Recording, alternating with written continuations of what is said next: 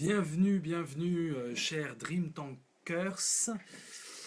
Chers Tankers, voilà, ma caméra est un peu de bancal. Je pense que là, c'est pour le replay. On commence toujours pour ceux qui nous regardent en replay, car ceux qui sont en direct doivent se connecter. Donc il y a toujours un petit temps d'attente. Mais pour le replay, bienvenue. Vous allez assister à un Dream Tanks qui a été fait en deux parties.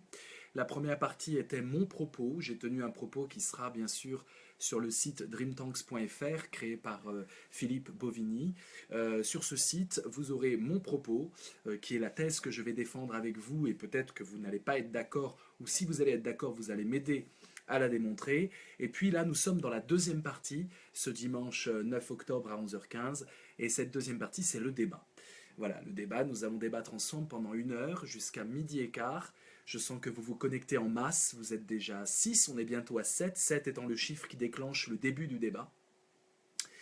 Et je vais évidemment commencer par répéter mon propos de façon très simple. Et je pense que dès qu'on est 7, je vais commencer à répéter ce propos. Là, je vous invite, et je vais le faire aussi avec vous, à partager cette vidéo sur vos murs respectifs en disant à vos amis venez, venez, venez. Et je vais le faire aussi, excusez-moi, je vais m'absorber pendant 1 minute. On reste ensemble, bien sûr. Salut Linda, tu es la première à dire bonjour. Bienvenue à toi. Je vais partager donc le présent Dream Tanks sur mes pages. J'en ai quelques-unes. Voilà, Anne, je vois que tu viens de le faire. Merci beaucoup, Anne.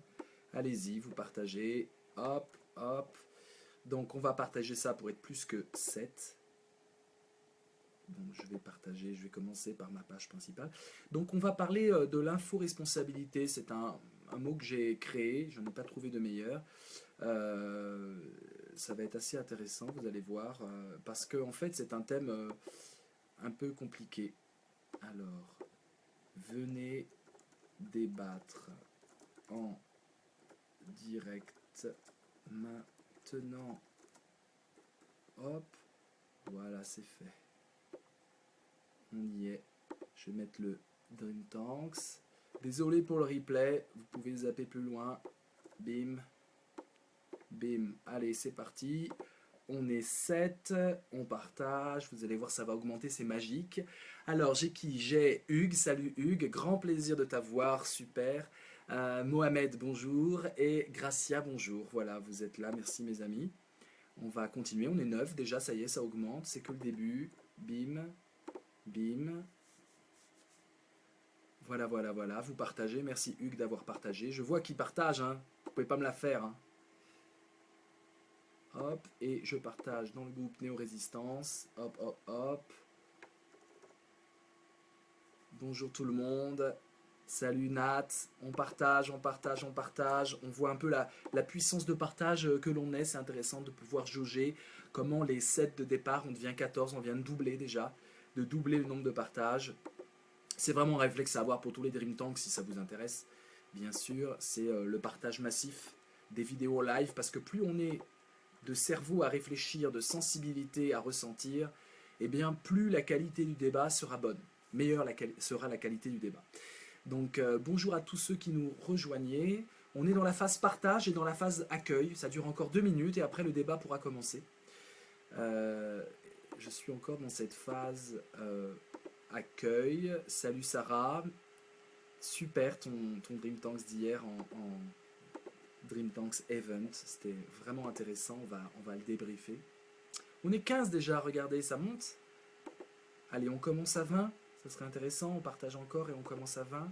Vous avez sûrement des groupes, vous êtes sûrement fans de groupes, partagez dans les groupes, ça ramène du monde. Hop, allez-y, partagez dans vos groupes respectifs. Vous faites partage de groupe et hop, et comme ça... voilà, indiqué. Merci Chervin de partager, c'est super. Bonjour à toi. Allez, encore un petit groupe, on ne peut pas résister. Et après, je suis à vous. Hop. Voilà. Je suis à vous. C'est parti. On est 12, donc c'est parfait. Alors, il va s'agir de réfléchir à cette thèse que je vais défendre et que je vais argumenter avec vous grâce à vous. La thèse est la suivante. Nous sommes dans une époque de marchandisation globale. Tout se marchandise, jusque le vivant, par le brevetage du vivant, par le clonage, par la génétique, par les OGM. Donc tout se marchandise. L'être humain est sommé de se marchandiser lui-même. Je regardais dans une chaîne américaine le comédien américain Wahlberg, un comédien connu. Il était invité dans un show et il faisait plein de bêtises un peu pour attirer les gens. Il était très calme, très doux. Et à un moment, le journaliste lui dit mais en fait, vous avez créé votre chaîne de hamburgers. Et oui, Wahlburger, excuse-moi, pas Wahlberg, Wahlburger. Et c'est son nom. Et donc, il y a burger dans son nom. Et donc, du coup, comme il a un frère qui est dans la restauration, le frère malin, américain, entrepreneur dans l'âme, s'est dit on va faire une chaîne de hamburgers avec ton nom, t'es une star, on va en profiter. Il a créé des hamburgers à Dallas, dans d'autres pays, dans d'autres villes. Et ce qui est évidemment amusant, c'est que lorsqu'il dit, on lui a dit mais alors quel rapport, so what the fuck entre une star hollywoodienne et puis des hamburgers à part le nom. Donc il explique le truc de son frère, il montre que c'est un business familial, qu'il est investi, que c'est un bon Américain qui pense à sa famille, il parle de ses filles, etc. Et il dit surtout, je me suis fait un nom, je me suis fait une marque, il parle de son nom comme une marque, il me dit, je suis une marque, je me suis fait une marque, et je pense que ça peut être bien pour la marque. Voilà. Et donc finalement, dans cette réflexion, salut Stéphanie, dans cette réflexion, on a tout le mythe du self-branding américain. C'est plus le self-made man, celui qui va, par l'énergie de son ingéniosité propre et de son ambition, et partir d'une basse extraction sociale et arriver à être un magnat de la presse ou de l'industrie. Ça, c'est le self-made man. Salut Lionel. On n'est plus dans ce mythe-là aujourd'hui. On est dans le mythe du self-brand man, c'est-à-dire de l'individu qui arrive à faire de son nom une marque et donc à se marchandiser lui-même. Et ça, dans tous les colloques actuels, y compris en France, vous avez toujours des professionnels du self-branding, des coachs d'entreprise, qui vous expliquent qu'en fait maintenant il faut se vendre soi-même. J'ai pu assister à pas mal de forums organisés par des magazines, par des groupes. Et dans ces forums, il y a plusieurs ateliers. Et l'atelier qui a le plus de succès, c'est l'atelier se vendre soi-même. C'est-à-dire que là, il y a vraiment la queue, les gens attendent pour avoir les recettes miraculeuses de comment je peux me vendre moi-même. Donc, la télé-réalité a mis ça depuis une dizaine d'années, même 14 ans, dans la tête de tous les jeunes. Ces jeunes qui avaient 10 ans, maintenant ils ont 24 ans, ils sont journalistes, entre autres, ils font des grandes écoles. Et donc, ils ont dans la tête le modèle de la télé-réalité, non pas à faire le guignol à la télé devant un jury sadique pour gagner de l'argent ou de la notoriété. C'est pas ça le modèle de la télé-réalité. Le modèle de la télé-réalité, c'est vends-toi toi-même. Considère-toi comme ta propre marchandise et tout ce que tu vas faire est quelque chose qui va pouvoir augmenter la renommée de ta marque. Et les réseaux sociaux viennent complètement là-dedans. Après la télé-réalité, nous avons d'abord la télé-réalité qui passe ce dogme de tu dois te vendre toi-même, te perfectionner toi-même, tu es une marque, vends-toi. Vends-toi aux téléspectateurs, fais qu'on vote pour toi, etc. Et après ça, vous avez les réseaux sociaux qui arrivent, le net 2.0, ou avec Facebook en 2004, avec YouTube en 2006, etc. Vous avez, après la télé-réalité, j'insiste, hein, vous avez alors là une explosion de self-branding. Et sur Facebook, la plupart des gens se vendent eux-mêmes. Se vendent eux-mêmes à leurs amis, se vendent eux-mêmes dans leur vie extravagante, se vendent eux-mêmes. Donc nous sommes dans l'idéologie de la marchandisation globale de soi-même. Ma thèse, c'est que cette marchandisation globale de soi-même aujourd'hui passe par le journalisme comme fer de lance. Et la marchandisation de l'information est le fer de lance de la marchandisation globale. J'essaie de démontrer cette thèse, elle est peut-être un peu audacieuse. L'idée que l'information est une marchandise, elle n'est pas du tout nouvelle.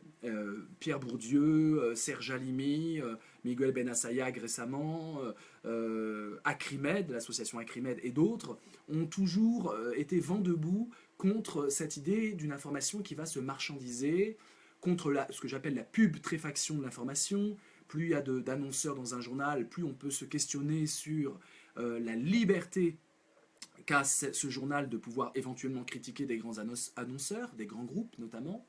Et donc, Arrêt sur image de Schneiderman a vraiment montré comment, dans le détail, il a lancé un peu cette mode, dans le détail, on pouvait avoir des micro-désinformations, des micro-montages. On met par exemple le bruit du vent artificiellement dans un reportage pour augmenter la tension dramatique d'un reportage. Voilà, Bourdieu en parle de façon très dure également, en critiquant même le dispositif télévision, c'est là où je ne suis pas trop d'accord. Mais voilà, cette critique d'une marchandisation de l'information et de toutes les dérives qu'elle peut avoir, notamment lorsque des grands groupes industriels et des grands manias de l'industrie veulent être aussi manias de la presse, c'est-à-dire cette fascination qu'ont les grands groupes, je ne citerai même pas de nom, ça ne sert à rien, vous les connaissez par cœur, d'avoir, quand on est marchand d'armes, d'avoir un magazine d'information, ou quand on est un mania du béton, d'avoir une grande chaîne nationale. Voilà, cette sorte de choses qui obnubilent les entrepreneurs de très grands groupes, de pouvoir aussi diriger la presse. Alors évidemment, ça fait peur, on a très facilement tendance à tomber dans une théorie du complot. Voilà, ce sont des grands industriels, et ils verrouillent ce qui va être dit sur eux parce qu'ils dirigent un journal. Voilà, un journal ou une équipe de rédaction. Alors, ça, c'est pas nouveau. Ce qui est nouveau dans mon propos, j'espère, et puis je vais voir un peu... voilà, vous me suivez dans mon argumentaire, merci Wild. Ce qui va être nouveau, c'est que je veux vous montrer que ce diktat de la marchandisation de soi-même et de tout, justice, santé, éducation, eau potable, tout, cette marchandisation globale passe par la marchandisation de l'information.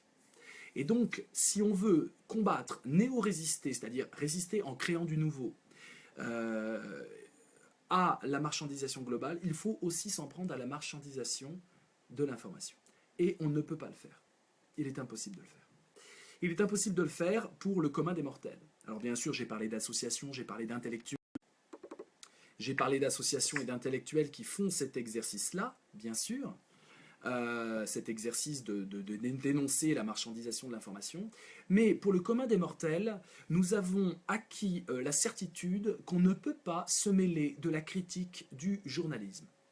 Il y a très très peu d'individus, à part cette critique très sommaire, les journalistes, ils sont tous pourris, les journalistes, ils font mal leur travail, les journalistes, je ne leur fais pas confiance, les journalistes perpétuent parfois des canulars ou de la mystification, voire se livrent à de la désinformation ou à de l'obfuscation. L'obfuscation, c'est je rends compliqué l'accès aux informations, je complique pour finalement donner l'information et donc être quitte par rapport à une déontologie ou une hiérarchie des informations. Et à la fois, l'information que je délivre, elle n'est pas didactique, elle n'est pas accompagnée de pédagogie, elle ne concerne qu'une certaine élite érudite qui est capable de décrypter, et donc il n'y a pas ce travail, je dirais, de vulgarisation de l'information que je délivre. L'obfuscation, intéressant comme terme, je trouve, aujourd'hui. Et donc nous sommes aujourd'hui complexés de devoir critiquer les journalistes. Une expérience sociale intéressante, tout à fait récente, puisqu'elle a 1 heure ou 2, nous le démontre. Dreamtanks, c'est environ 40 éditeurs, c'est 2000 personnes qui sont connectées au groupe, à la page Dreamtanks de Facebook. On lance des sujets en général le week-end, des gens s'emparent des sujets. Le dernier sujet de la semaine numéro 10, c'était Rêve et Avenir. On a eu plein de Dreamtanks sur Rêve et Avenir. On lance de façon démocratique le thème Sauvons le journalisme, qui est le thème un peu provoquant de cette semaine. Personne, donc c'est pour ça aussi que je m'y colle, et avec grand plaisir, personne, tout le monde a voulu ce thème, personne ne veut faire un Dreamtanks. C'est symptomatique. C'est symptomatique d'un malaise. Nous voulons absolument parler de ce thème, mais nous nous sentons complètement illégitimes, nous, non-journalistes, de pouvoir critiquer le journalisme ou dire quelque chose d'autre qu'ils abusent un peu les journalistes. Voilà. Donc, c'est intéressant, ça montre qu'on est complexé. Finalement, le nouveau tabou de l'époque, c'est pas tellement de se mêler de philosophie lorsqu'on n'est pas philosophe, on nous apprend à le faire à longueur de page, à longueur de vulgarisation philosophique. Il y a même de la philosophie en entreprise qui dit aux salariés et aux entrepreneurs, faites de la philosophie les gars, j'en fais partie. Donc, ça, on est complètement décomplexé. L'université populaire de Michel Onfray montre que des gens qui ne sont pas dans l'université classique philosophique peuvent s'intéresser à la philosophie. Donc, ça, c'est acquis. On a le droit de se mêler un peu de philosophie. On a le droit de dire, moi, j'aime bien Spinoza, même quand on est un ouvrier. Il n'y a aucun problème pour ça. Mais de là à pouvoir proposer une critique, je dirais, intelligente de journalisme, tout le monde en a envie, personne ne le fait. Et personne ne le fait parce qu'il y a une entourloupe qui a été quand même réalisée par ce corps de métier, les journalistes. J'aimerais... alors, est-ce que je vois vos commentaires? Oui, Linda, informer, mettre et formiser, fort mise en scène. Ouais, je comprends rien à ce que tu dis, Linda. Explique-toi, on est dans un débat, donc il faut que tu argumentes. Si vous faites des phrases sibyllines, on ne va pas s'en sortir. Lionel, pour Facebook, de points les pages. Je comprends rien, je te suis dans ton... Voilà. Bon, faites des phrases un peu, je dirais, en bon français, compréhensibles. Ne faites pas de l'obfuscation, c'est-à-dire ne délivrez pas des messages que je n'arrive pas à comprendre, on perd du temps. Merci. Donc, parlons très simplement de ce qui devrait être aujourd'hui, à l'heure d'Internet, et de l'accès global à toutes les informations du monde entier, de ce qui devrait être finalement l'important pour un journaliste, à savoir choisir les informations pertinentes et trouver un ordre, c'est-à-dire une hiérarchie, qui permette de les diffuser en insistant sur certaines informations par rapport à la masse énorme de toutes les informations que nous recevons en continu. Alors Didier, je viens de comprendre qu'en fait mon iPhone est bloqué, mon smartphone, et donc je vois maintenant vos messages, donc je vais les lire. Voilà, en fait vous vous débattez beaucoup, excusez-moi. Alors, on y va. Tu as entièrement raison. Alors, ça nous le savons, alors pourquoi ne pas néo-résister? Bonjour Vincent, c'est tellement vrai. Oui, on ne néo-résiste pas au journalisme parce que justement on a été complexé par le journalisme. Je vais vous montrer pourquoi, c'est très intéressant. Et ça remonte à loin. Pour comprendre, il y a un auteur que vous devez lire qui est absolument comme par hasard, pas du tout à la mode chez les journalistes qui vulgarisent de la philosophie. Il y a très peu de unes sur cet auteur-là. Alors, des unes sur Nietzsche, vous en avez plein, Spinoza, même Le Point fait une sur Schopenhauer. Enfin, on hallucine quand même. Les journalistes qui sont dans l'éphémère sont fascinés par la pensée qui dure 2000 ans, c'est-à-dire la philosophie. Et donc, il y a une sorte de fascination de ces sous-écrivains, parce qu'en général, ils ont tous des velléités d'écrire, de ces enfin, sous-écrivains, il y en a qui écrivent très bien, hein, je ne suis pas en train de critiquer leur prose, mais ils ont choisi un métier non pas d'écrivain mais de journaliste. Il y en a qui font les deux, hein, et ils peuvent faire très bien les deux, hein, comprenez, excusez-moi, ça peut être compris comme quelque chose de méprisant. Je ne veux pas être méprisant, mais je veux dire que la prose journalistique, on ne lui demande pas non plus d'être du Flaubert ou du Proust. Donc, et tant mieux si ça l'est, tant mieux si ça l'est. Mais ce que je veux dire, c'est qu'il y a quand même une fascination pour récupérer le prestige de la philosophie, c'est-à-dire une pensée qui dure, une pensée qui concerne véritablement l'actualité et qui déborde, excusez-moi, qui déborde l'actualité. Alors, l'auteur que vous devez lire, qui n'est pas connu, donc, c'est Karl Kraus. Karl Kraus est un écrivain autrichien qui a critiqué le journalisme. Et c'est vraiment sa critique du journalisme qui, à mon avis, apporte énormément de choses pour comprendre le monde d'aujourd'hui. Alors, il sévit pendant le XXe siècle, très intéressant. Évidemment, les nazis le traitent d'anti-arien. Pendant 40 ans, il tient un journal, dit Fackel, un journal il va être le seul éditorialiste de ce journal, de ce magazine, cette revue plutôt. Et il va critiquer la culture journalistique. Il va critiquer le journalisme, ça sera vraiment un immense ennemi de la presse, parce qu'il y voit dans la presse ce qui va corrompre la langue. Et pour lui, la langue, c'est sacré. Et il montre comment le journalisme, mais le isme presque en tant qu'idéologie, hein, comme on peut parler de stalinisme, le journalisme, le scoopisme, je ne sais pas comment l'appeler, hein, comment tout ça, ça va être une sorte de machine à broyer la pensée et la civilisation moderne. Et donc le journaliste est l'ennemi de la civilisation. Alors, peut-être que vous allez penser qu'il pousse la thèse de façon un peu forte, mais tant mieux. Moi, ça met de l'eau à mon moulin parce que dans ce qu'il dit, il y a des choses très vraies. Donc je ne suis pas en train de vous dire Karl Kraus a réglé le problème. Je suis en train de vous montrer qu'il y a un intellectuel qui mérite d'être lu et qui, pendant 40 ans, a combattu les dérives qu'il voyait dans le journalisme, et surtout quand le journalisme se mêle de culture et se mêle de faire avancer la culture de l'époque. Ce qui est une tendance profonde de beaucoup de journalistes. Beaucoup de journalistes. Alors, allons-y dans du Karl Kraus, vous allez voir, je vais vous citer juste une petite phrase magnifique. Ne pas avoir d'idées et savoir les exprimer, c'est ce qui fait le journaliste. Alors, ça, c'est magnifique. Ne pas avoir d'idées mais savoir les exprimer, c'est ce qui fait le journaliste. Et ça, c'est le complexe du journaliste. Et à mon avis, il touche très juste. Le complexe du journaliste, c'est justement de ne pas se prononcer en son nom et de signer en son nom. Je passe outre les éditorialistes, qui sont des sortes de journalistes qui essayent de plus en plus à avoir, je dirais, une ligne directrice.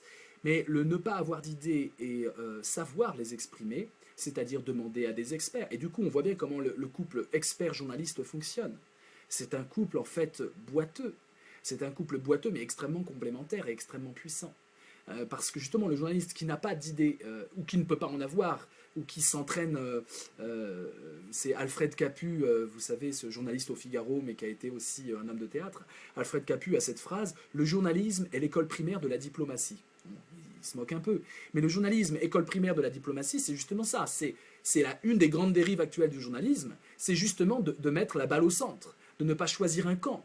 Et pourquoi tout d'un coup les journalistes qui pouvaient être engagés dans les années 70, 80, certains ont su très très bien couvrir les événements de 68, ou la guerre d'Algérie, ou des grands événements français, pourquoi tout d'un coup on a une sorte de dérive tiédasse du journalisme, où justement le journaliste est celui qui va être à l'école primaire de la diplomatie, à ne pas s'engager, à ne pas prendre parti, à ne pas avoir de pensée mais savoir l'exprimer. Pourquoi? Parce que c'est la marchandisation de l'information qui fonctionne. À partir du moment où je dois marchandiser l'information, je dois plaire au plus grand nombre. Et pour plaire au plus grand nombre, je ne dois pas froisser les susceptibilités. Et pour ne pas froisser les susceptibilités, je dois impérativement faire du tiédas, du consensuel, du diplomatique pour tout le monde. Et du coup, je suis assuré de pouvoir vendre parce que je ne froisse pas les sensibilités. Bien sûr, il y a des journalistes qui ne tombent pas dans ce piège, et même des journaux qui ont une ligne éditoriale très forte. Je pense même que c'est l'avenir. L'avenir, ce sera au contraire de durcir les lignes éditoriales pour savoir d'où on parle, de quoi on parle et où on va, sans tomber dans un militantisme. C'est très très compliqué, hein. Je ne suis pas en train de dire que c'est un métier simple. Mais je veux vous montrer qu'il y a une sorte de dérive de la balle au centre, on va l'appeler comme ça, balle au centre, hein. Il n'y a pas un camp qui gagne contre un autre, je n'ai pas d'idée, je mets des experts, je les fais s'affronter, ils sont bons les deux, mais ils disent des choses différentes, et je ne tranche pas. Ce qui est évidemment faux. Tous les journalistes sérieux savent très bien qu'ils sont subjectifs, et qu'ils travaillent la subjectivité. Mais aujourd'hui, la tendance est d'effacer sa subjectivité. On préfère prendre des trublions ou des polémistes pour montrer des subjectivités fortes. Mais le journaliste lui-même, vous en connaissez, vous, des journalistes qui ont vraiment une subjectivité affirmée? Il y en a quelques-uns, mais pas beaucoup. C'est une espèce en voie de disparition et plutôt préhistorique. On ne trouve pas tellement ça dans les jeunes journalistes de 30 ans. On trouve ça plutôt dans les vieux de la vieille, qui ont de la bouteille, et qui ont une œuvre derrière eux et suffisamment une personnalité pour pouvoir assumer leur ligne éditoriale et leur fonction. Mais la plupart du temps, on a une sorte de neutralisation, voire d'édulcorisation, j'y arrive. Là, je ne sais pas si vous me voyez, enfin, on s'en fout de me voir, mais c'est vrai que j'ai la lumière, enfin bref, je reste dans l'ombre. Alors, je lis un peu vos messages, parce que je sais que vous êtes actifs, et j'ai du délai, et j'essaie de groover, mais j'ai du délai. Mais j'ai encore plein de choses à voir avec vous. La page Facebook, alors là, fait que tu es plus connu, d'accord, mais il ne faut pas... Alors, Stéphanie, mais ne faut-il pas avoir suffisamment de matière pour pouvoir parler? Perso, je m'abstiens souvent à défaut d'avoir suffisamment de matière, d'accord, intéressant. Je vais rebondir, je vous lis pour rattraper mon retard, et ensuite je rebondis. Linda, je disais qu'il y a une mise en scène, mise en forme de l'information, le journaliste étant soumis à la concurrence et au fait que tout le monde en parle, n'est-il pas plutôt victime? Est-ce qu'il n'y a pas une néo-résistance journalistique à mettre en place justement pour pouvoir affirmer et faire passer des choses justement beaucoup plus fortes que cette édulcorisation? Je la trouve horrible cette phrase, le complexe est l'itinérance, je ne comprends rien. Sommes-nous face à des imposteurs pour l'interrogation? À vous de répondre, mes amis, le débat il est aussi entre vous. Le journalisme participe à une nécessité démocratique, la construction des opinions publiques.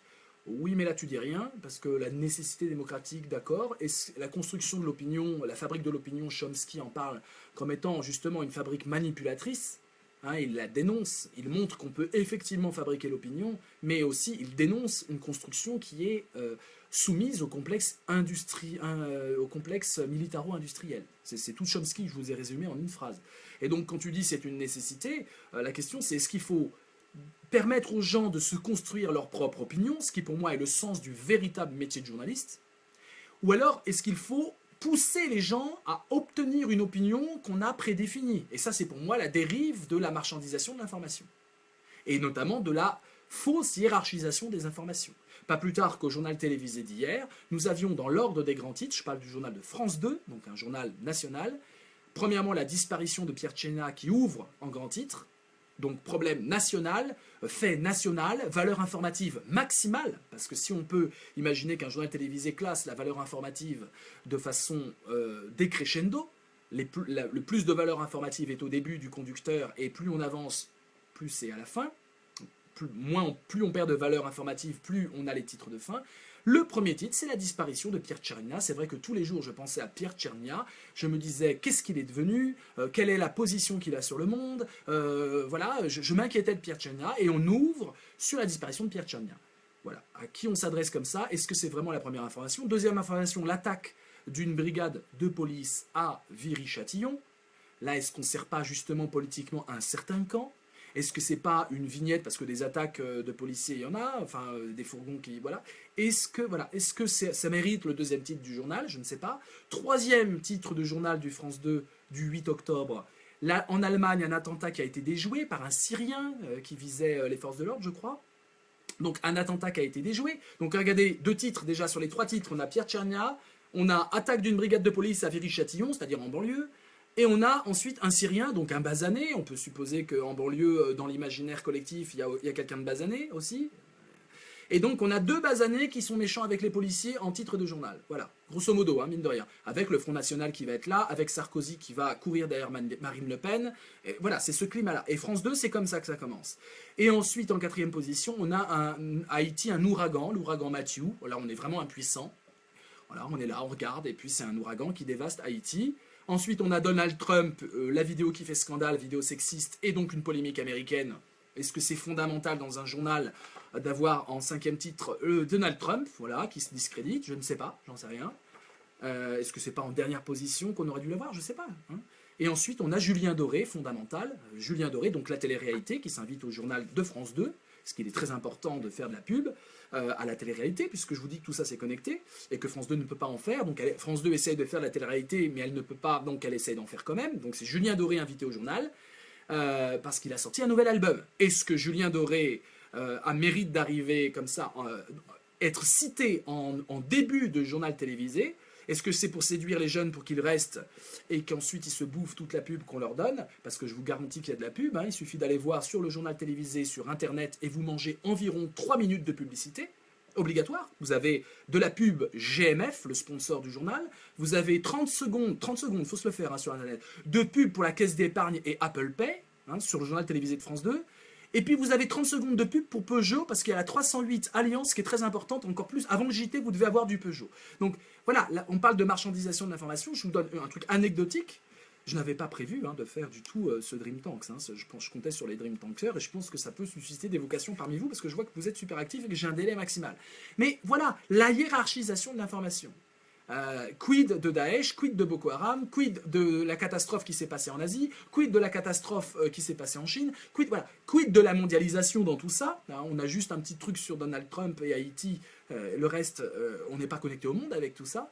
Et quid de Julien Doré, hein, vraiment, quid de Julien Doré. C'est vrai qu'il ressemble au présentateur, Julien Doré, il y a un point commun, et que peut-être que, voilà, c'est peut-être de la propagande pour les blonds. Voilà. Est-ce que c'est la propagande pour les blonds? Je ne sais pas. Bon, bref, trêve de plaisanterie, je lis vos messages.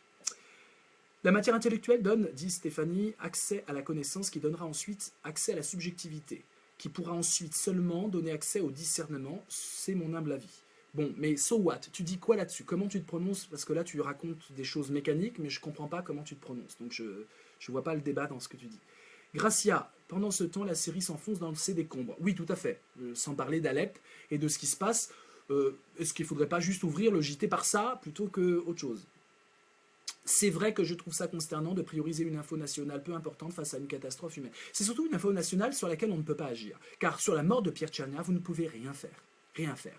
C'est-à-dire qu'est-ce qu'aujourd'hui, c'est une question que je pose, il ne faudrait pas prioriser les informations en fonction de la possibilité des citoyens d'agir sur cette information qu'on leur donne.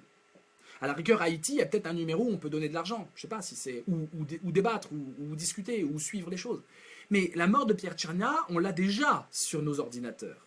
On l'a déjà dans nos fils d'actu. Ça y est, on sait. Et si on veut, vous savez quoi? On appuie avec le bout du doigt et on a toute la vie de Pierre Tchernia. On n'a pas besoin du journal de France 2 pour nous raconter la vie de Pierre Tchernia. Je ne comprends pas cette... Alors, ça plaît aux hommes de la télé, à ceux qui font du journalisme, parce qu'il a suscité de nombreuses vocations. Donc, il y a aussi cette complaisance des journalistes pour tout ce qui les a rendus journalistes. Bon, mais un peu de recul, un peu de distance peut-être.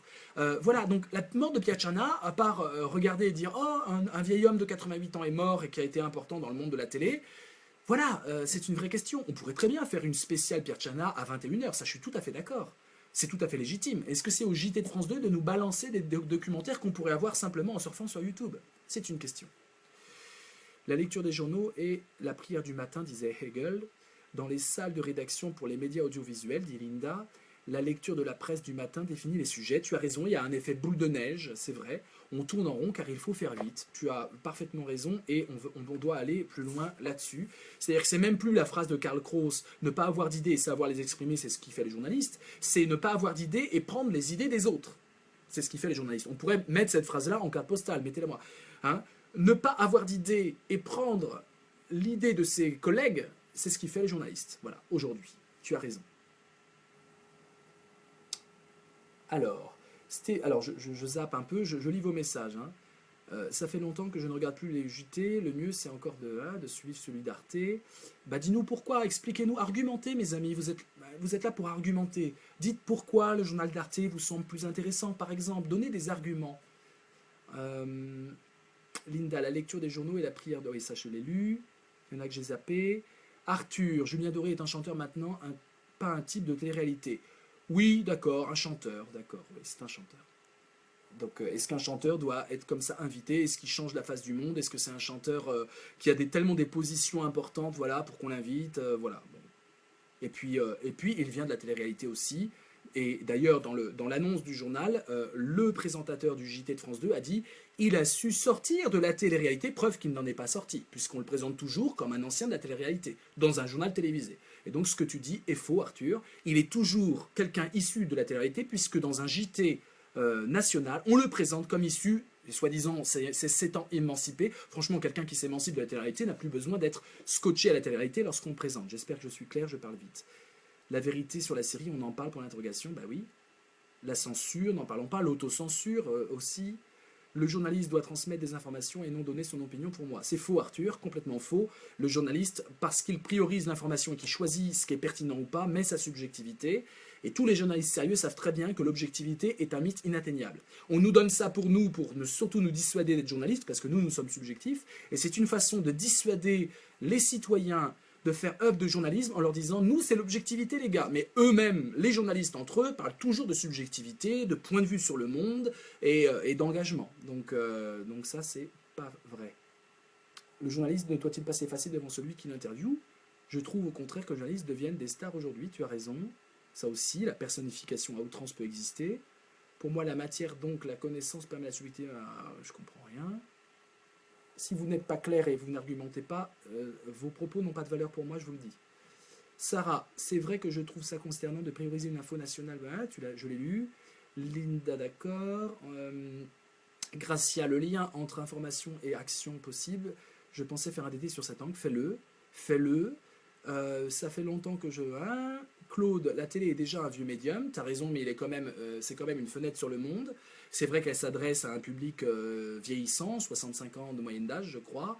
Et d'ailleurs, ça se ressent dans les sujets, notamment dans le Trésor. Mais il n'y a pas que la télé, on parle du journalisme en général. Il n'y a pas vraiment de journalisme à la télé, pas assez de temps pour développer les sujets. Je ne suis pas d'accord du tout, Aurélie. Pas d'accord du tout. On peut développer un sujet en 2 minutes, je pense vraiment. Maintenant, c'est encore une fois une question de hiérarchie. Est-ce qu'on consacre quelqu'un sur le plateau comme un chanteur venant de la télé-réalité qui va nous raconter son prochain album, c'est-à-dire de la publicité? C'est tout simplement de la publicité. Ou est-ce qu'on prend un mec spécialisé en Syrie qui vient de Syrie et il nous parle d'Alep aujourd'hui? Voilà, c'est ça la question vraiment que je pose.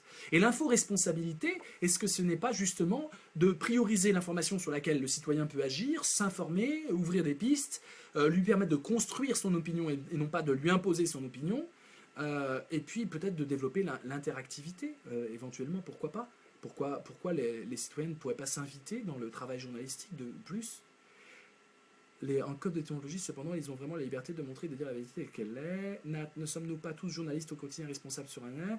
Nos partages et donc une force d'influence, de commercialisation de l'information? Oui, tout à fait. Faut oser enfoncer les portes ouvertes pour dire la vérité. D'accord. Ok, je continue, parce que là, pour moi, vous n'allez pas dans un sens précis dans l'argumentation. Donc, je continue sur mon argumentation. Alors, une belle définition d'André Gide sur le journalisme. Le journalisme, donc j'appelle journalisme tout ce qui aurait de la valeur, moins de valeur demain qu'aujourd'hui. J'appelle journalisme tout ce qui aurait moins de valeur demain qu'aujourd'hui. C'est intéressant. Et je pense que c'est ça aussi le complexe du journalisme, d'où la fascination pour cette prose qui pourrait durer, pour cette capacité de mettre la langue dans la culture de façon à ce que ça dure. Alors que la phrase d'André Gide, la définition d'André Gide, j'appelle journalisme tout ce qui aurait moins de valeur demain qu'aujourd'hui, et finalement l'immense faiblesse du journalisme est la grande force. C'est-à-dire que le journaliste est profondément chroniqueur, au sens d'Aristote dans la poétique, hein, l'histoire d'un côté, la chronique de l'autre, ancré dans l'actualité. Évidemment, ce combat-là, Aristote dit qu'évidemment c'est la philosophie qui gagne. Il ne s'agit pas d'orchestrer un match entre la philosophie et le journalisme, mais il s'agit de voir qu'il y a une sorte de tendance du journalisme à vouloir rester, à vouloir deviner ce qui va durer. Comme si l'éphémère d'Internet vient faire concurrence à l'éphémère du journalisme. Et qu'aujourd'hui, le journaliste ne sait plus du tout comment se positionner par rapport à une explosion d'éphémérité qui dure et qui est archivée par Internet, tous les fils d'infos, toutes les vigies, toute cette explosion d'informations à foison, et le journalisme qui ne sait plus quel est son métier. Et ce qu'on lui apprend, moi je suis un peu dégoûté, moi, de la qualité du métier de journaliste en France. Hein. Franchement, je suis complètement dégoûté, comme beaucoup d'entre nous, je pense. On va essayer de réfléchir. Moi, je pense que réinventer une info-responsabilité et de dire que maintenant, le journaliste est info-responsable, comment on pourrait être éco-responsable, je pense que ça pourrait redonner les lettres de noblesse au journalisme, et je pense que ça permettrait à nous de pouvoir vraiment juger de la qualité d'une hiérarchisation des informations et d'un travail journalistique. Pierre Assouline et Philippe Dampénon, dans un livre qui s'appelle « De nos envoyés spéciaux », ils disent « Journalisme, point, la névrose du scoop », ce que j'appelais le scoopisme. Enfin, le scoopisme, c'est ça. C'est-à-dire l'idée d'être les premiers, dans un monde où la concurrence des premiers est tellement rude que nous-mêmes, nous pouvons être les premiers avec notre seul smartphone et nos seules publications sur les réseaux sociaux. Et donc les journalistes, le scoopisme augmente et est accru aujourd'hui, avec plein de désastres évidemment, de journalistes qui prennent pour argent comptant sans vérifier leurs sources, sans croiser les sources, des simples rumeurs, des canulars, de la mystification orchestrée par telle et telle personnalité, tel et tel médium. Qu'est-ce que l'info-responsabilité? D'abord, c'est de redéfinir ce qu'est une valeur informative pour le journalisme. Redéfinir ce qu'est une valeur informative pour le journalisme. Ça signifie quoi? Ça signifie qu'il faut réfléchir à ce qui a de l'importance en termes de valeur informative et ce qui n'en a pas. C'est une question de jugement, c'est une question de critères. C'est une question de... Et les critères, on peut en inventer. Je vous en ai cité déjà deux possibles. L'impact que ça peut avoir dans les vies quotidiennes et la possibilité des citoyens de prendre à bras-le-corps cette information, voire de changer le cours du monde. Et je pense que tout le monde, de plus en plus, en tout cas, a cette ambition. Cette ambition de participer à l'acte d'information citoyenne dans la hiérarchisation des informations. Nous voulons participer à ça. D'ailleurs, c'est ce que disait Linda, je crois, en mettant plus ou moins en avant telle et telle information. Mais l'info-responsabilité, c'est aussi autre chose. C'est aussi, à une heure où tout est mondialisé, pouvoir nous donner ce qui se passe dans le monde de façon égale. Pouvoir arriver à l'idée qu'un mort en Chine équivaut à un mort en Europe et un mort en bas de chez vous. Pouvoir arriver à ce qu'une épidémie qui est en bas de chez nous et une épidémie qui est loin a de la même importance. C'est-à-dire de mondialiser la vulnérabilité émotionnelle. Et je pense que l'info-responsabilité à l'heure de la mondialisation, c'est une info-responsabilité qui dit un homme égale un homme. un homme ou une femme. Un être humain égale un être humain. Et on est très, très, très loin du compte. Et on va s'intéresser à un petit meurtre, je dirais, en Meurthe-et-Moselle, excuse-moi, il n'y a pas de jeu de mots, parce qu'un mec jaloux a tiré sur sa femme, ce qui arrive assez régulièrement, et non pas un drame qui se passe en Afrique, alors qu'en fait, ça devrait nous concerner à l'heure de la mondialisation. Tout ce qui est humain, rien ne nous est étranger dans ce qui est humain. Et peut-être que l'inforesponsabilisation, c'est aussi une éducation à la vulnérabilité émotionnelle, de façon à ce qu'on puisse avoir une extension de notre sensibilité au reste du monde et pas simplement en France, voire à notre ville, voire à notre quartier. C'est aussi une piste possible qui serait, selon moi, intéressant. Alors, Karl Kraus, j'en parlais, pamphlétaire autrichien, qui a dénoncé donc les dérives du journaliste. Il dénonce l'avilissement du style par la culture journalistique. Et ça, c'est intéressant parce que ce qu'on demande aussi au journalisme, c'est de nous inspirer, de transformer des informations brutes qu'on peut avoir dans des fils automatisés sur Internet en choses digestes, avec du style, avec de la mise en perspective, avec de la subjectivité, et donc, pour moi, le journalisme inforesponsable est déjà une prédigestion de l'information brute que je peux aujourd'hui avoir avec simplement des alertes automatisées. Vous avez tous des alertes Google automatisées. Donc, si vous vous intéressez à un sujet, vous mettez votre alerte et vous aurez des alertes. Vous serez au courant avant tout le monde. Donc, le journalisme aujourd'hui, à l'heure des alertes, et voire des lanceurs d'alerte, ce serait celui qui, justement, nous fasse déjà un travail préalable de digestion des événements du monde, nous mettent à disposition de notre intelligence des choses avec un contenu pédagogique ou didactique suffisamment important pour que nous puissions les acquérir, ce qui s'oppose complètement à l'obfuscation. L'obfuscation, c'est justement, je mets à ta disposition des choses que tu ne pourras jamais acquérir et diriger, et digérer. Diriger, c'est intéressant comme lapsus, et digérer. Et donc, on a ce travail de pédagogie qui, à mon avis, n'est pas fait du tout. Par exemple, quand il y a des grandes manifestations sur les retraites, tout ça, il y a très peu d'explications didactiques sur ce qui se passe réellement. Il y a très peu d'explications didactiques sur les grands drames que l'on vit. Il y a très peu de spécialistes qui font vraiment œuvre de pédagogie. On entend un truc jargon, on ne comprend rien à ce qui se passe dès qu'il s'agit d'économie, dès qu'il s'agit d'Europe. On se sent de plus en plus impuissant à pouvoir comprendre des choses qui devraient normalement nous concerner.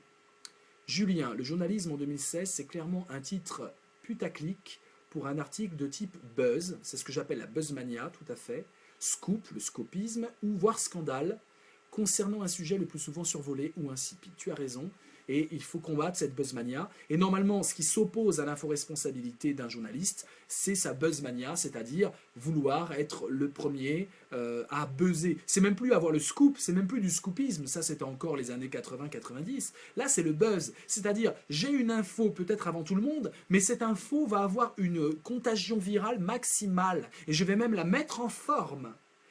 Pour qu'elle puisse être contagieuse en touchant l'émotionnel, les pulsions primaires, le titre racoleur. C'est le scoop racoleur qui fait que ça devient viral. C'est ça la buzzmania. Et il faut combattre cette buzzmania. Claude, c'est le Washington Post qui sort la vidéo pour contrer Trump, effet dévastateur prévisible, c'est une info-action.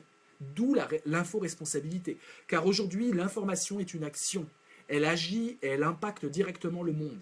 Et donc, exactement comme la pollution impacte la nature, et nous devons être éco-responsables, nous avons une info-responsabilité, et surtout en tant que journaliste, mais même en tant que citoyen, je pense qu'il y a une info-responsabilité, on pourra ouvrir là-dessus, parce que nous sommes aussi info-responsables.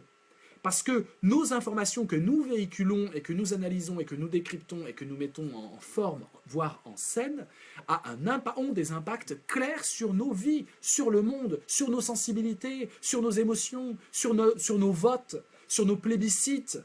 Et donc c'était fondamental. Frédéric, que penses-tu de l'émission Cache Investigation? Là, je trouve que le journalisme est crédible. Oui, tout à fait. Leurs enquêtes sont poussées et les politiques sont bousculées dans un but de vérité. Alors moi j'adore ça, Frédéric, ce que tu dis, effectivement. c'est ce que disait récemment dans une interview, je crois l'année dernière dans Télérama, une interview de Will Self. Will Self, c'est un journaliste que je trouve vraiment, vraiment formidable, qui écrit en anglais, hein, qui écrit en anglais, qui est à Londres. Mais il est marié surtout à une journaliste extraordinaire qui s'appelle Deborah Orr, O2R. Et Deborah Orr qui a fait des articles pour The Guardian ou The Independent, journaliste écossaise. Et Deborah Orr, les deux forment un couple vraiment investi sur essayer de comprendre l'inforesponsabilité et essayer de comprendre le journalisme aujourd'hui. Will Self dit dans cette interview: le bon journalisme réveille les nantis installés dans leur confort et réconforte les affligés. Et je trouve ça formidable comme définition, parce que le journaliste fait peur à ceux qui sont possédants, qui sont puissants, parce qu'il va décrypter et montrer les dessous de la politique, les dessous des financements des partis, les dessous de certaines vies que l'on veut en storytelling glamour et formidable, et en fait qui sont fondées sur de la fange, de la déloyauté et de la corruption. Donc le journaliste va là où il y a corruption et dénonce la corruption, et ça c'est très important, et là c'est toute la gloire du journalisme. C'est là où justement le philosophe ne va pas, c'est là où le philosophe doit pouvoir utiliser ça pour pouvoir avoir une vision un peu plus macroscopique. Donc le bon journalisme réveille les nantis installés dans leur confort, sauf que le problème c'est que les nantis veulent tous du coup, et on comprend pourquoi, et du coup les nantis veulent veulent contrôler le journalisme, parce que sinon ils sont réveillés dans leur confort. Et le confort de leurs amis, et les nantis fonctionnent en groupe. Donc le bon journalisme réveille les nantis installés dans leur confort, et ça on l'oublie aussi, et réconforte les affligés. Magnifique définition de Will Self, et réconforte les affligés.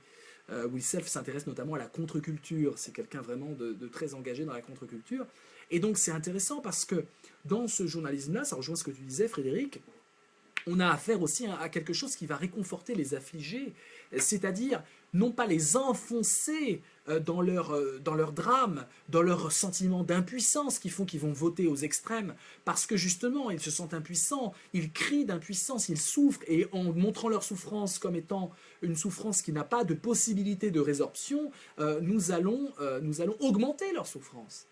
Eh bien non, il faut que le journaliste montre à ceux qui souffrent qu'il y a des possibilités de sortir de leur souffrance.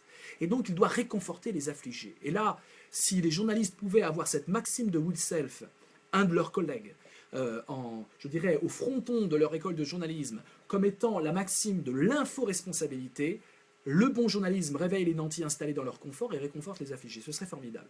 Et vous savez ça, c'est exactement une définition valable de la philosophique, valable de l'humour. Je vais vous parler de l'humour et je vais lire la citation de Will Self et vous allez voir que c'est exactement ce qu'on attend de l'humour. C'est intéressant. L'humour est toujours journalistique. Toujours. L'humour est toujours une sonde pour mieux comprendre le monde.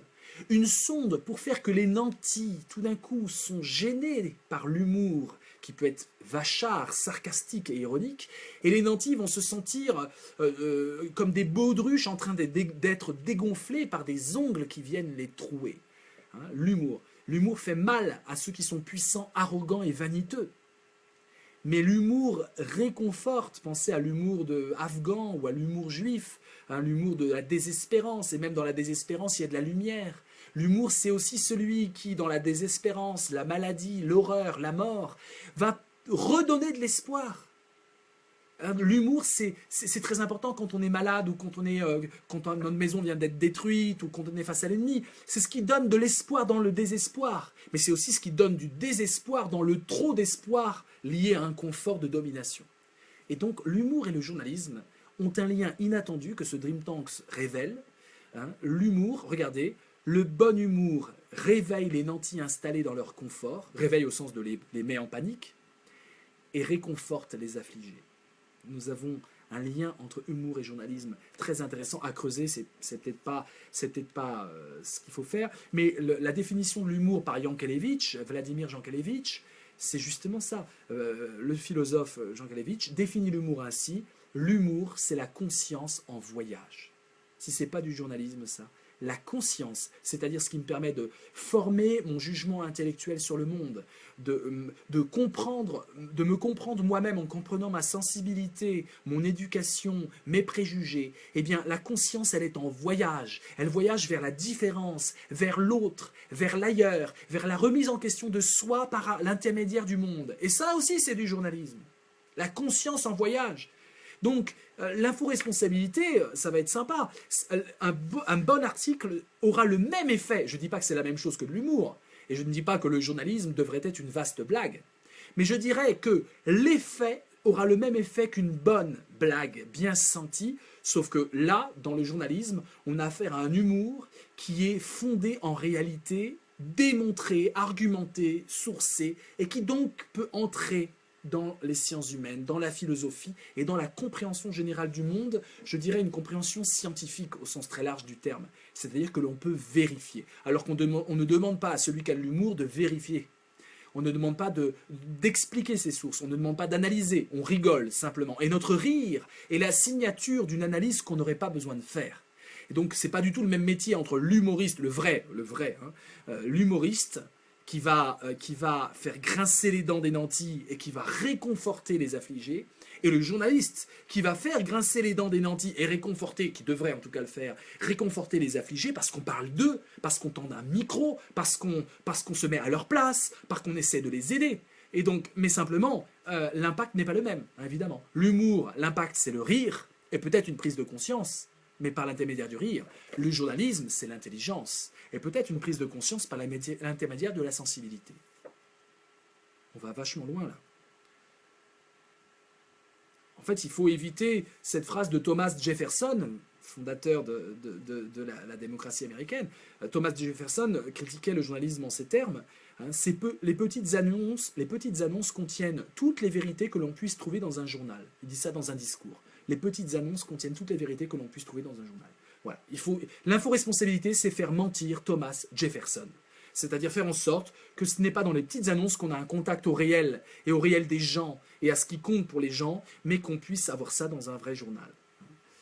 Alors, il y a aussi autre chose, et je sais que j'ai un délai énorme et je groove très peu, mais en 1 heure, c'est très dur. J'espère en fait que ça va susciter plein de vocations et que tout de suite, à ma suite, certains vont faire un Dream Tanks pour essayer de réfléchir à cette question que je lance et que j'ouvre de façon totalement décomplexée. Vous l'avez compris que je ne suis pas journaliste et je ne suis pas spécialisé.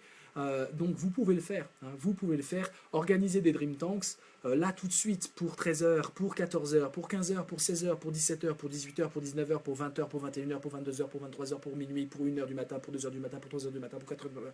Faites des Dream Tanks, s'il vous plaît. Ce thème qui est magnifique et qu'on peut très humblement aborder, très humblement. Juste vous regardez un petit truc, etc. Ou des souvenirs, vous avez plein de souvenirs de JT dans votre tête, plein de souvenirs d'actualité. Allez-y, parlez-en, débriefons ça ensemble. Regardez ce que dit De Gaulle, c'est assez intéressant. C'est le rapport du politique au journaliste. Et De Gaulle est très intéressant parce qu'il dit cette phrase suivante, pleine d'humour d'ailleurs. Recevoir un grand nombre de journalistes est un plaisir. Un petit nombre est un ennui. Un seul d'entre eux est un supplice. C'est intéressant. Plus il y a de journalistes dans une salle face aux politiques, plus le politique peut zapper une question à l'autre. Et plus il est libre de contrôler les journalistes. Et donc c'est un plaisir parce qu'on peut faire passer ses messages, être dans l'humour et éviter facilement. Vous ne pouvez pas éviter un vrai journaliste info-responsable lorsque vous l'avez en face à face. Or aujourd'hui, ce que l'on voit, c'est que ce face-à-face-là n'existe plus. On a toujours une foison de journalistes qui interrogent un homme politique. On a toujours une quantité. Alors il y en a quelques-uns qui se livrent à cet exercice, et d'ailleurs c'est un exercice périlleux. Regardez bien cette phrase. Recevoir un grand nombre de journalistes est un plaisir. Un petit nombre est un ennui. Un seul d'entre eux est un supplice. Peut-être que l'info-responsabilité est de réduire cette mesure de sécurité qui consiste à multiplier les journalistes pour interroger le politique, donc ce qui est une mesure de complaisance. Et contrairement à ce qu'on pourrait penser, nous, spectateurs, plus il y a de journalistes, plus c'est facile pour l'homme politique interrogé. Nous, on croit que ils en ont mis plein, waouh, ça va fighter. Hein, on s'imagine que parce qu'ils sont nombreux, ils vont être forts. Non. Et ça, c'est Hitler qui disait ça déjà. Hitler disait clairement, les discours qui ont le plus d'impact sur la population, c'est quand il y a beaucoup de monde dans une foule. Plus la foule est nombreuse et plus la foule est variée en termes de classe sociale, plus elle est manipulable. C'est Hitler qui dit ça.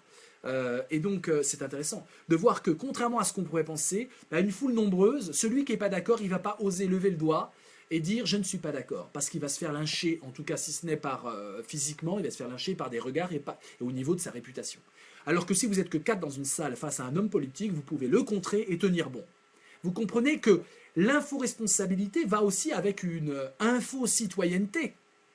Et cette info-citoyenneté, elle doit pouvoir prendre à partie frontalement, directement et en petit nombre les hommes qui ont de la puissance, les nantis qu'il s'agit de déranger, s'ils sont dérangeables, non pas parce qu'ils sont nantis, mais simplement parce qu'on va aller dans les tiroirs. On va ouvrir les tiroirs qu'il ne faut pas ouvrir. On va déceler et révéler des connexions qu'il ne faut pas révéler. J'ai aucune interactivité avec vous, c'est une catastrophe. Didier, bien sûr qu'il faudrait une information responsable, mais en France, la presse n'est pas libre et juste un outil de nantis, tout à fait. La presse américaine, malgré ses défauts, me paraît plus libre. Je crois que tu as raison, hélas. L'humour, voilà. Alors, c'est pas du journalisme, mais de la philosophie, dit Lionel, je sais pas de quoi tu parles. En Chine, la seule vérité, c'est la date. C'est pas mal. On pourra la noter, celle-là, si elle est de toi, Didier. Toi qui connais très bien Shanghai et qui vit là-bas. Sarah, alors voilà, quand on voit les têtes à tête avec Karine Le Marchand, d'accord. Mais argumentez, vous me balancez des trucs, mais argumentez, il y en a qui argumentent, heureusement. C'est de l'argumentation que j'attends de vous. Le fait d'avoir discrédité de la Villardière ne change pas le fait que les jeunes, dit Julien, sont venus le faire chier pendant son interview et qu'il était limite agressif dès le départ. En tout cas, ils appellent ça aborder poliment. Faudrait leur présenter ma mère, elle va les calmer. D'accord, bon, c'est pas tellement constructif, mais de l'autre côté, tu n'as pas insisté dessus, c'est moi qui décide de lire. Catherine, l'info-responsabilité en tant que citoyen commence aussi par nos partages. Ah, tu l'avais déjà dit, je l'avais déjà lu plutôt, excuse-moi. J'essaie de voir les nouveaux messages, s'il y en a. C'est vraiment rare, dit Julien, qu'on ait même l'occasion de voir une interview politique dont les questions n'ont pas été fournies et travaillées à l'avance. Oui, ça donne cette impression en tout cas. Excellent. Ok, on continue pour le peu de temps qu'il nous reste, c'est-à-dire 3 minutes. Hein, il nous reste 3 minutes. Voilà, je crois qu'on a fait un peu le tour. Je vais essayer de conclure. Je n'ai pas tellement développé l'idée que le fer de lance de la marchandisation globale, c'est la marchandisation de l'information. Je veux simplement vous dire que nous sommes complexés de parler du journalisme et j'aimerais que ce dimanche soit consacré à une décomplexion globale. On en a pour une semaine en plus, donc ça peut encore. Mais là, il va falloir faire des Dream Tanks, mes amis, pour pouvoir s'emparer de ce sujet pour lequel on ne se sent pas légitime. Hein. Et donc, si vous ne connaissez rien en journalisme, allez-y, faites un Dream Tanks d'une demi-heure, on verra bien, il y aura un débat, et vous serez sûrement plus dans le groove que moi, c'est-à-dire que vous suivrez le rythme des commentaires, alors que là, j'avoue que je n'ai vraiment pas assuré une cacahuète. Hugues, le citoyen est aujourd'hui déconnecté du journalisme comme du politique, tu as raison. Or, ces deux activités ne devraient pas être des professions, mais des engagements. Là, tu as tout à fait raison. En l'engagement, donner du sens à ses valeurs, ça devrait être aussi une des choses hyper importantes pour l'info-responsabilité. Débat hyper passionnant, merci. Je lisais Le journalisme sans peine, Michel-Antoine Burnier et Patrick Rambaud, qui écrivait cette phrase intéressante, et ça sera la conclusion. L'un des principes du journalisme moderne, c'est de ne heurter personne pour conquérir le maximum de lecteurs. Voilà, ne heurter personne devrait être quelque chose qu'on évite lorsqu'on est info-responsable. Au bout du compte, dans l'info-responsabilité, on ne devrait pas s'intéresser à la sensibilité émotionnelle du lecteur, on doit s'en foutre complètement, mais à la valeur informative qu'il s'agirait de redéfinir dans une forme de méta-journalisme qui n'existe pas actuellement.